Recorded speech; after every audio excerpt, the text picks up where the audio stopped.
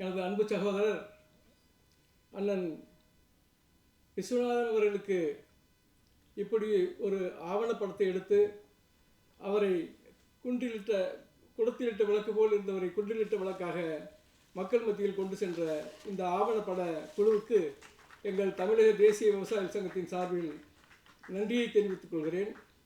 முதலாக அவருக்கு பெருமை சேர்ப்பதற்காக நான் சார்ந்த தமிழக தேசிய விவசாய சங்கத்தின் சார்பாக எங்களுடைய பொன்னாடையை போற்றி என்னுடைய உரையை ஆரம்பிக்கிறேன். ஐயா விஸ்வநாதன் அவர்கள் பற்றி பேசுவதற்கு அறிந்தவர்கள் நிறைய பேர் இருக்கிறார்கள். ஆனால் அவரோடு நான் பயணித்த ஓரிரண்டு போராட்ட குணங்களை சொல்லி இது உணர்வுள்ள மாணவர்களுக்கு உதவியாக இருக்கும், அவர்களுக்கு எடுத்துக்காட்டாக இருக்கும் என்ற நோக்கத்தோடு 2-3 போராட்ட முறைகள், அவர் கொடுத்த போராட்ட முறைகளை உங்களுக்கு மத்தியில் பகிர்ந்து கொள்வதில் நான் மிகவும் பெருமைப்படுகிறேன். போராட்டம் என்பது ஆயுதம் தாங்கியதல்ல, அறிவு சார்ந்தது என்பதை முதலில் எங்களுக்கு உணர்த்தியவர் அவர். உணர்வுள்ள இதயங்களை சரியாக தொட்டால் முன்பு கேட்டதாத 1000 கிண்கிணி நாதங்கள் கேட்கும் என்பதை பார்த்தவுடனே புரிந்து கொள்ளக்கூடிய மாபெரும் ஆற்றல் படைத்தவர் அண்ணன் விஸ்வநாதன் அவர்கள்.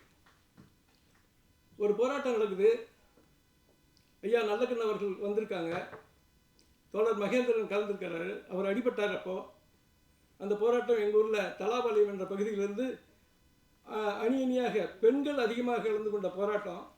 அதில் போகிறாங்க, எதிரி வந்து கல்லால் அடிக்கிறான். அந்த கல்லால் அடிபட்டதில் தோழர் மகேந்திரன் அவர்களும் ஒருத்தர். அன்னைக்கு என்ன சொன்னார்னா, அது இன்னமும் எனக்கு அப்படியே அது ஒரு பெரிய ஆயுதமாக எனக்கு இன்னமும் மனசில் இருக்குது. நான் அவர் சொன்ன இந்த வார்த்தையை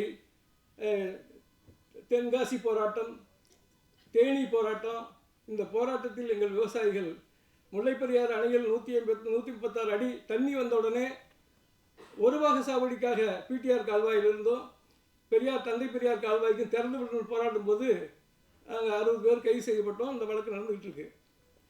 அன்னைக்கு அவர்கள் மத்தியில் நான் சொன்னது என்னென்னா, போலீஸ்காரன் அடிச்சிட்டான். அப்போ அண்ணன் சொன்னார், இந்த தலாபாளையம் போராட்டத்தில் நம்ம பிள்ளைங்கிட்டையும் மடியில் 2 நாள் கல்லை கட்டிட்டு வர சொல்லியிருந்தா நாமளும் அடிச்சிருக்கலாமல்ல அப்படின்னு சொன்னார். அது சாதாரண போராட்ட முறை அல்ல, அது அறிவு சார்ந்தவர்களுக்கு வருகின்ற போராட்ட உணர்வு. அப்படி போராட்ட வடிவத்தை கூட எளிமையாக மக்கள் மத்தியில் கொண்டு போய் சேர்க்கிறவர் அவர். காவிரியாருக்கு மட்டும் அவர் போராடல.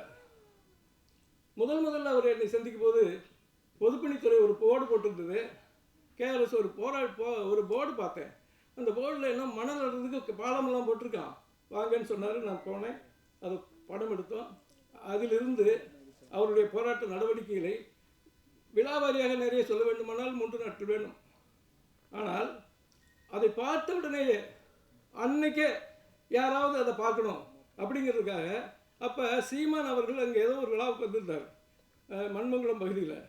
உடனே போய் நானும் அவரும் தான். அப்போ வந்து எங்கிட்ட கார் இருக்கும், அவர்கிட்ட பணம் இருக்கும். அவர் டீசல் போடுவார், நான் கார் ஓட்டுவேன். அப்படி போய் சீமானை கூட்டிகிட்டு வந்து அந்த ஆற்றுக்குள்ளே இறங்கி போய் ஆற்று தண்ணியை குடிச்சிட்டு அந்த மணலில் வறண்ட பகுதியை பார்த்துட்டு போனவர் சீமான். அதுக்கடுத்து நிறைய தலைவர்கள், தோழர் மகேந்திரன் அவர்கள் அங்கு தங்கி போராட்டத்துக்கு பங்கெடுத்தவர். அதுபோலவே நல்லக்கண்ணையா அவர்கள், அதுபோலவே அவர் வேலாயுதம் பலத்தில் நடந்த பெரிய ஒரு அந்த கூட்டம் என்பது இன்றைய வரையிலும் எந்த அரசியல் கட்சிகளாலும் கூட்ட முடியாத கூட்டம்.